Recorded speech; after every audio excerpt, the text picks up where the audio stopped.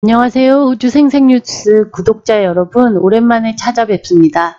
이번 주에는 미국 뱅크런 사태 이후 기다리던 호주 중앙은행의 금리 정책이 발표되었습니다.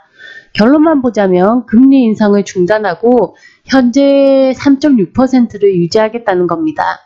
이코노미스트들은 85%가 금리 인상 중단을 예상했고 15%가 0.15를 올린다고 예상했기 때문에 이번 금리 인상 중단은 대강 시장의 예상과 맞아떨어진 셈입니다.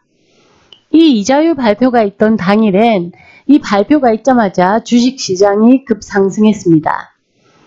우리가 좀 더 관심을 가져야 할 내용은 지금까지 10회 연속으로 올렸던 금리를 이번에 인상하지 않은 데에는 이 호주 경제에 특별한 문제점이 있었나입니다. 다행히 필립 로 총재는 호주은행은 탄탄하다는 언급을 해주었고 호주의 원자재 수출도 견조하다는 말도 하면서 경기 침체 가능성을 우회적으로 피해가면서 지금까지 올린 금리의 실질적인 효과는 12에서 18개월 이후에나 볼 수 있기 때문에 지금은 우선 금리 인상을 멈추고 추후 인플레이션 상황을 보고 다시 금리를 올릴 수도 있다고 말했습니다. 한마디로 요약하자면 지금은 금리 인상을 중단했지만 호주 경제가 나빠서 그런 게 아니라 지금까지 올린 금리 인상 효과가 나타나는 상황을 보고 나중에 금리를 더 올릴 수도 있다고 말한 겁니다. 그래서 시장은 금리 인상 중단에 반색하긴 했지만 올해는 못 가고 행보 중에 있습니다. 참고로 이 호주 환율이 왜 안 오르나 하는 분도 계실 텐데 미국의 기준금리는 4.75%에서 5%이고 캐나다는 4.5%, 영국은 4.25%입니다. 그래서 호주의 원자재가 강세를 보여도 호주의 기준금리가 국제적으로는 아직 상대적으로 낮은 3.6%이기 때문에 환율을 끌어올리기에는 역부족입니다. 미국과 호주 금리가 이 4%대로 비슷해지고 원자재 가격이 내려가지 않는다면 아마 호주 환율은 미달러 대비 75센트는 훨씬 넘어설 것으로 예상됩니다. 하지만 아직은 아니고요. 그때가 아마 미국 여행 가기는 가장 좋은 시점이 되겠습니다. 다시 호주 금리로 돌아가서 화요일 호주의 금리 정책이 발표된 이후 수요일에는 호주 중앙은행 필립 로 총재의 프레스 컨퍼런스가 열렸습니다. 이 프레스 컨퍼런스는 왜 금리 정책을 그렇게 정했냐에 대한 전반적인 설명이 곁들여진다 생각하시면 되는데요. 이 프레스 컨퍼런스에서 필립 로 총재가 강조한 내용은 호주의 인구 증가와 호주 부동산에 대한 내용입니다. 저만 강조했다고 느꼈을 수도 있는데 전반적인 내용을 주관적으로 분석해 보자면 지금 일어난 인플레이션이 코로나로 인한 공급망 부족으로 인한 것이라 이제 곧 이 서플라이 체인으로 인한 물가 상승은 극복할 것이다. 하지만 이 호주가 앞으로 걱정해야 할 인플레이션은 인구 증가와 그로 인한 부동산 가격 상승이다입니다.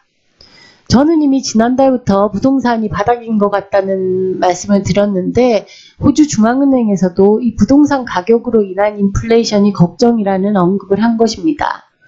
이 내용을 더 자세히 들어가기 전에 4월 초에 발표된 코어로직의 3월 부동산 가격 동향 그래프를 보겠습니다. 2월까지 내리던 부동산 가격이 3월 데이터로는 0.6% 상승했습니다. 특히 시드니는 3월 한 달 동안 1.4%나 상승했고 빅토리아는 0.6% 올랐습니다. 그동안 많이 내리지 않았던 아들레이드와 타스메니아는 아직 내림세입니다. 필립 로 총재는 호주는 글로벌 인플레이션 압력에 훨씬 더 유리한 입장이 있다며 임금이 급하게 오르지 않고 있어 2025년 중반까지는 인플레이션 목표를 달성할 수 있을 것으로 보고 있습니다. 일부에서는 필립 로 총재의 임기가 9월에 끝나는 만큼 이 실업률을 5% 이하에 최적화하고 인플레이션을 잡는 선에서 임기를 끝내고 싶을 것이라는 말도 하는데요. 이 호주 경제가 다른 나라들보다 견조하다는 주장에는 팬데믹 기간에 뿌린 돈의 양에도 있습니다.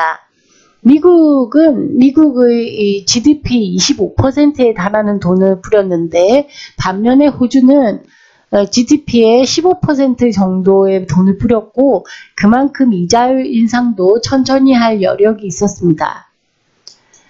다만 이번 필립 노 총재의 연설에도 언급되었듯이 인플레이션을 잡는 데 걱정되는 부분은 에너지 가격과 부동산입니다. 아시다시피 부동산은 전 세계적으로 지금 침체기가 온다 안 온다 하고 있는데 호주는 지난달부터 부동산 가격이 약간 고개를 드는 기미를 보였습니다.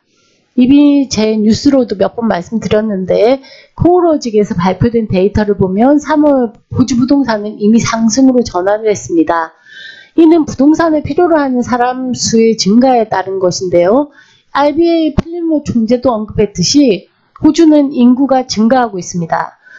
팬데믹 시절에 증가하지 못했던 인구까지 지금 몰려 들어오면서 연간 인구 증가율이 2%에 달할 것이라고 합니다.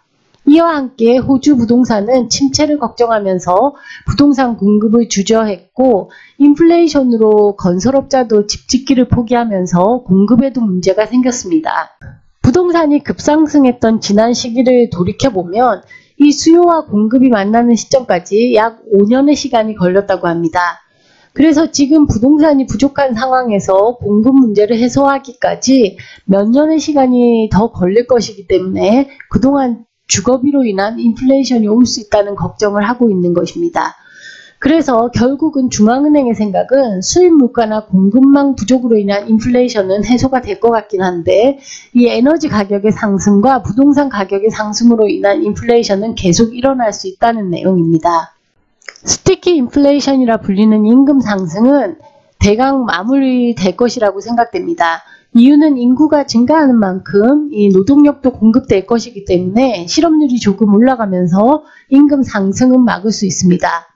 그런데 이번 발표에서 흥미로운 언급이 있었습니다. 그건 이 생산력의 상승입니다. 기술의 발전으로 인한 생산량 향상은 더 많은 원자재를 같은 인력으로 수출할 수 있어 수익이 늘어나고 실질 임금 상승의 효과를 보기 때문에 호주 경제는 나아진다는 말을 했는데요. 게다가 이는 서플라이 이슈를 해결해 인플레이션을 막을 수도 있다는 말도 했습니다. 같은 돈으로 더 생산하니 가격 상승을 막을 수 있고 이는 임금 상승도 멈출 수 있다는 말로 해석됩니다. 이제 호주 경제의 큰 그림은 부동산과 원자재로 압축되는 듯 합니다. 실업률과 인구 증가가 서로 상쇄하고 있기 때문에 인플레이션의 큰 그림은 부동산 가격과 원자재인 서플라이 문제로 귀결될 것이기 때문입니다. 오늘 뉴스는 여기까지 하고 저는 다음 뉴스에 뵙겠습니다. 감사합니다.